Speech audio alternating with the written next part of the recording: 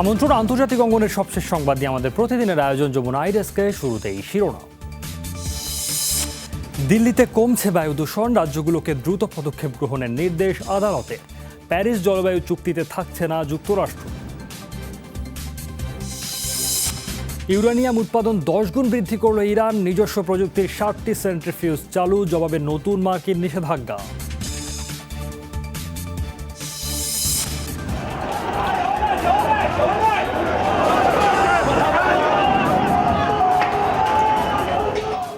ইরাকে সরকার বিরোধী আন্দোলনে 1 মাসে নিহত 250, বিক্ষোভ চলছে লেবানন, হংকং, চিলি সহ অন্যান্য দেশে।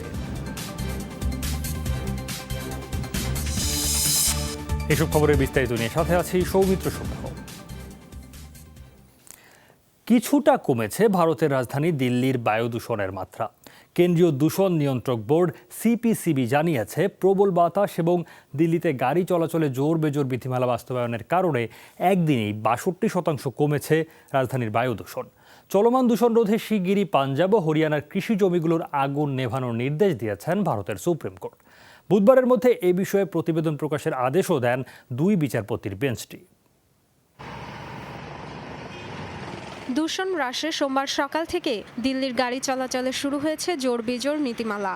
প্রথম দিনেই মিলেছে সুফল, উল্লেখযোগ্য মাত্রায় কেটেছে ধোঁয়াশা। গেল 3 দিনের তুলনায় কমেছে বাতাসের ক্ষতিকর উপাদানও।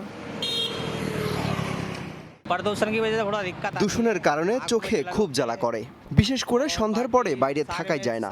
তবে মনে হচ্ছে গতকালের তুলনায় পরিস্থিতি কিছুটা ভালো।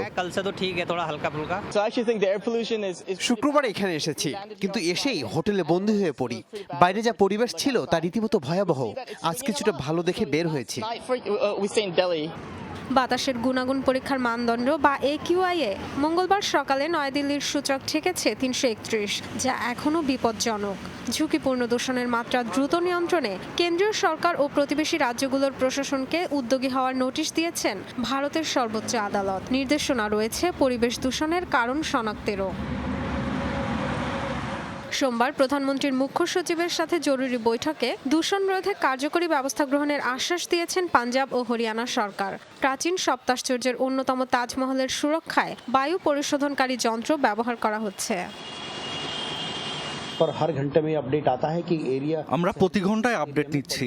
যেসব এলাকায় দূষণের মাত্রা বেশি সেসব এলাকায় পাঠানো হচ্ছে বায়ু পরিশোধনকারী।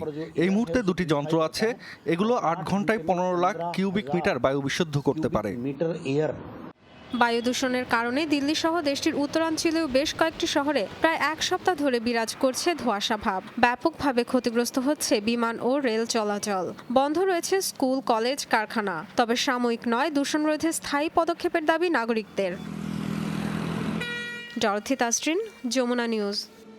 2 সপ্তাহ পেরিয়ে গেলেও টানাপোড়েন কাটেনি ভারতের মহারাষ্ট্রে সরকার গঠন নিয়ে। মুখ্যমন্ত্রী হবেন কে, সেই সিদ্ধান্তহীনতায় মতপার্থক্যে বিভক্ত খোদ শিবসেনায়। বলা হচ্ছে দলটির 25 আইন প্রণেতা রাজ্য সরকার গঠনে সমর্থন দিতে পারেন বিজেপি নেতা ও বর্তমান মুখ্যমন্ত্রী দেবেন্দ্র ফডনভিসকে। অন্যদিকে শিবসেনা থেকেই মহারাষ্ট্রের পরবর্তী মুখ্যমন্ত্রী বাছাইয়ের ব্যাপারে অনড় দলটির নেতা সঞ্জয় রাউত। শোনা যাচ্ছে শিবসেনা নেতৃত্বাধীন সরকার গঠনে জোটে যেতে পারে এনসিপি। কংগ্রেস সভানেত্রী সোনিয়া গান্ধীর সাথে এই ব্যাপারে আলোচনাও সেরেছেন এনসিপি প্রধান শারদ পাওয়ার। বিধানসভা নির্বাচনে ভোটের পর থেকেই মুখ্যমন্ত্রিত্ব নিয়ে মুখোমুখি বিজেপি শিবসেনা। 2 দলের 2 নেতা 2.5 বছর করে মুখ্যমন্ত্রীর দায়িত্ব পালন করবেন এমন প্রস্তাবও দিয়েছে শিবসেনা। কিন্তু ক্ষমতা বন্টনের ভিত্তিতে মন্ত্রিসভা গঠন ও সরকার পরিচালনার শর্তে রাজি নয় বিজেপি।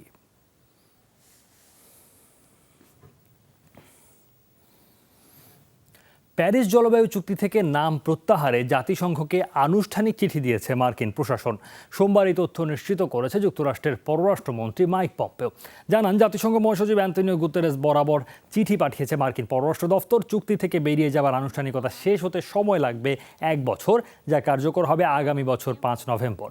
বিশ্বে গ্রিন হাউস গ্যাস নিঃসরণকারী শীর্ষ দেশটির এমন পদক্ষেপে তীব্র নিন্দা জানিয়েছে পরিবেশ আন্দোলনকারীরা। 2015 সালের প্যারিস জলবায়ু চুক্তিতে স্বাক্ষর করে বারাক ওবামা প্রশাসন। 2025 সালের মধ্যে গ্রিনহাউস গ্যাস নিঃসরণ 26 থেকে 28% কমিয়ে আনার শর্ত দেয়া হয় চুক্তিতে। প্যারিস চুক্তি থেকে নাম প্রত্যাহারকারী একমাত্র দেশ যুক্তরাষ্ট্র। পরমাণু চুক্তির শর্ত সীমিতকরণে ইউরেনিয়াম উৎপাদন 10 গুণ বাড়িয়ে দৈনিক 5 কেজিতে এনেছে ইরান। নিজস্ব নকশা অত্যাধুনিক প্রযুক্তির নতুন 30টি সহ চালু করেছে মোট 60টি সেন্ট্রিফিউজ। মার্কিন নিষেধাজ্ঞা ঠেকাতে চুক্তিবদ্ধ বাকি দেশগুলো কার্যকর পদক্ষেপ না নেয় প্রতি 60 দিনের সময়সীমা শেষ হওয়ায় আসে এ পদক্ষেপ। প্রতিক্রিয়ায় নতুন নিষেধাজ্ঞা দিয়েছে ওয়াশিংটন। ঐতিহাসিক পরমাণু চুক্তি থেকে যুক্তরাষ্ট্রের নাম প্রত্যাহারের মাধ্যমে সংকটের শুরু। ট্রাম্প প্রশাসনের সাথে টানাপোড়েন আর একের পর এক নিষেধাজ্ঞায় নিম্নমুখী ইরানের অর্থনীতি। এ কারণে রুহানি প্রশাসনও গেল কমাসে ধাপে ধাপে ভেঙেছে বেশ কিছু শর্ত। অবশ্য ইউরেনিয়াম উৎপাদন 1 লাফে 10 গুণ বাড়ানো চমকই বটে। নাকচ করে দিয়েছে ওয়াশিংটনের সাথে আলোচনার সম্ভাবনাও। ক্ষমতার সর্বোচ্চ ব্যবহার করবে ইরান। আমরা কৃতজ্ঞ শত্রু রাষ্ট্রগুলোর প্রতি। অল্প সময়ে নিজস্ব নকশার সম্পূর্ণ নতুন যন্ত্রাংশ উৎপাদন করছি। ইরানের উপর যুক্তরাষ্ট্রকে প্রভাব বিস্তার করতে দেয়া হবে না। উত্তর কোরিয়ার সাথে পরমাণু কর্মসূচি ইস্যুতে আলোচনা, দুই রাষ্ট্রপ্রধানের ভালোবাসা বিনিময় কিছু বাদ নেই, কিন্তু দিন শেষে নিষেধাজ্ঞা থাকছেই। এটাই যুক্তরাষ্ট্রের চরিত্র। তবে ইরানের মাথা নত করানোর স্বপ্ন তাদের পূরণ হবার নয়। সোমবার ইউরেনিয়াম সমৃদ্ধকরণে উন্নত প্রযুক্তির 30টি যন্ত্র উদ্বোধন করেছে তেহরান। জানিয়েছে চুক্তিতে উল্লেখিত পরিমাণের 50 গুণ ইউরেনিয়াম উৎপাদনই লক্ষ্যমাত্রা। একে উস্কানিমূলক পদক্ষেপ আখ্যা দিয়েছে যুক্তরাষ্ট্র ও মিত্ররা। পরমাণু চুক্তির বাধ্যবাধকতা মেনে না চলার যে সিদ্ধান্ত ইরান নিয়েছে তা গ্রহণযোগ্য নয়। আমরা আশা করছি শান্তি রক্ষার স্বার্থে চুক্তিতে ফিরবে দেশটি। চুক্তিবিরোধী প্রতিটি পদক্ষেপ ইরানকেই ঝুঁকিতে ফেলবে। ইরানে তেল বাণিজ্য বন্ধে নিষেধাজ্ঞা আরোপের কারণ একটাই, পরমাণু অস্ত্র, ব্যালিস্টিক মিসাইল কিংবা সন্ত্রাসে মদদে পৃষ্ঠপোষকতা করতে না দেয়া। ইরানের জনগণের সাথে নিছক শত্রুতাবশত কোনো সিদ্ধান্ত আমরা নেইনি। প্রতিক্রিয়ায় ইরানের চিফ অব স্টাফ সহ সর্বোচ্চ ধর্মীয় নেতার ঘনিষ্ঠ 9 সহযোগীর ওপর নতুনভাবে নিষেধাজ্ঞা আরোপ করেছে যুক্তরাষ্ট্র। নুসরাত কামাল, যমুনা নিউজ। যুক্তরাষ্ট্রের বিদ্বেষমূলক নীতির কারণেই অগ্রগতি হচ্ছে না পরমাণু নিরস্ত্রীকরণ আলোচনায়। সোমবার এই বিষয়ে এক বিবৃতি দেয় উত্তর কোরিয়া। দেশটির বিষয়ে মার্কিন পররাষ্ট্র দপ্তর প্রকাশিত এক প্রতিবেদনের জবাবে আসে দাবিটি। প্রতিবেদনে পিয়ংইয়ংকে সন্ত্রাসবাদের মদতদাতা হিসেবে আখ্যা দেওয়া হয়। কিম জং উন প্রশাসনের দাবি বারবারই নিচু মানসিকতার পরিচয় দিচ্ছে যুক্তরাষ্ট্র। গত মাসে দুদেশের উচ্চ পর্যায়ের প্রতিনিধিদের মধ্যে বৈঠক হয়। পরমাণু নিরস্ত্রীকরণ আলোচনা এগিয়ে নেয়ার বিষয়ে একমত হন নেতারা। তবে সাম্প্রতিক বিরোধের পর আবারও শঙ্কার মুখে দুদেশের আলোচনা।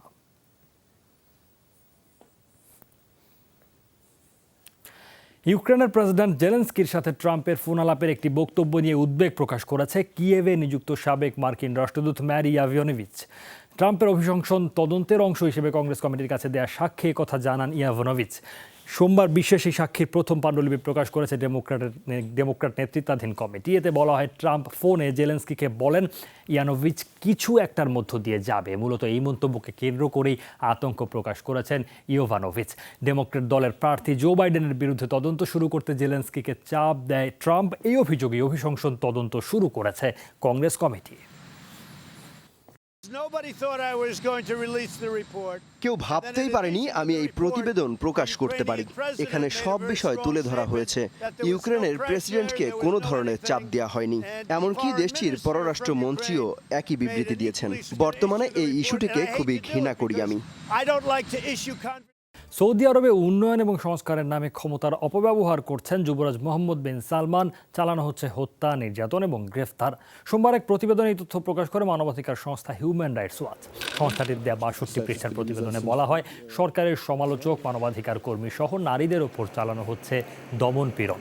প্রতিবেদনে উঠে আসে সাংবাদিক জামাল খাশোগি হত্যাকাণ্ডে যুবরাজ মোহাম্মদের সম্পৃক্ততার কথাও। বলা হয়, 2017 সালে ক্ষমতা পাওয়ার পরই শুরু হয় এসব অভিযান। গেল 2 বছর আটক করা হয় 70 জনের বেশি সমালোচককে। ইরাকে সরকার বিরোধী বিক্ষোভে আবারও গুলি চালিয়েছে নিরাপত্তা বাহিনী। প্রাণ গেছে অন্তত 6 আন্দোলনকারীর। গেল 1 মাসে নিহতের সংখ্যা ছাড়িয়েছে 250। টানা বিক্ষোভে দেশটিতে দেখা দিয়েছে অর্থনৈতিক মন্দা। অস্বাভাবিক হারে বাড়ছে নিত্যপণ্যের দাম। সরকার বিরোধী বিক্ষোভ চলছে লেবানন, হংকং, চিলি সহ বিশ্বের বিভিন্ন দেশে। সরকারের ক্ষমতা থেকে সরে দাঁড়ানো আর রাজনৈতিক সংস্কারের দাবিতে সোমবার সকাল থেকেই রাজধানী বাগদাদে জড়ো হতে থাকেন বিক্ষোভকারীরা। সময়ের সাথে সাথে বাড়ে নিরাপত্তা বাহিনীর উপস্থিতি। দফায় দফায় চলে ধাওয়া পাল্টা ধাওয়া। কিছু বুঝে ওঠার আগেই এলোপাতাড়ি গুলি চালায় নিরাপত্তা বাহিনী। মুহূর্তেই ঝরে যায় বেশ কয়েকটি তাজা প্রাণ, আহত হয় অনেকে। দুর্নীতিবাজ দুই একজনকে ক্ষমতা থেকে সরিয়ে কখনো পার পাবে না সরকার। আমরা প্রশাসন ব্যবস্থায় আমূল পরিবর্তন চাই। যতই গুলি চালাক, দাবি আদায় না হওয়া পর্যন্ত রাস্তা ছাড়ব না। মাসব্যাপী টানা আন্দোলনে বড় ধরনের প্রভাব পড়েছে দেশটির অর্থনীতিতে। আন্দোলন শুরুর পর থেকেই বন্ধ রয়েছে সবগুলো বন্দর, কিন্তু জনগণের কাছে তো খাবার পৌঁছাতে হবে। কেউ কোনো সমঝোতার পথে হাঁটছে না। আমরা চাই বন্দর খুলে দিক সরকার, কারণ বাজারের প্রতিদিনই বাড়ছে চালের দাম। এদিকে হংকংয়ে টানা 5 মাস ধরে চলা বিক্ষোভ পরিস্থিতি সামাল দেয়ায় প্রধান নির্বাহী ক্যারি লামের প্রশংসা করেছেন চীনা প্রেসিডেন্ট। প্রধান নির্বাহী ক্যারি লামের সাথে চলমান বেশ কিছু বিষয়ে আলোচনা করেছেন প্রেসিডেন্ট। হংকংয়ের বিক্ষোভের বিষয়ে যথেষ্ট গুরুত্ব দিয়েছেন শি জিনপিং। সবাইকে সাথে নিয়ে পরিস্থিতি মোকাবেলার নির্দেশ দিয়েছেন তিনি। রাজপথে বিক্ষোভ চলছে চিলিতেও। গোটা সংবিধান ঢেলে না সাজানো পর্যন্ত রাজপথ ছাড়তে নারাজ বিক্ষোভকারীরা।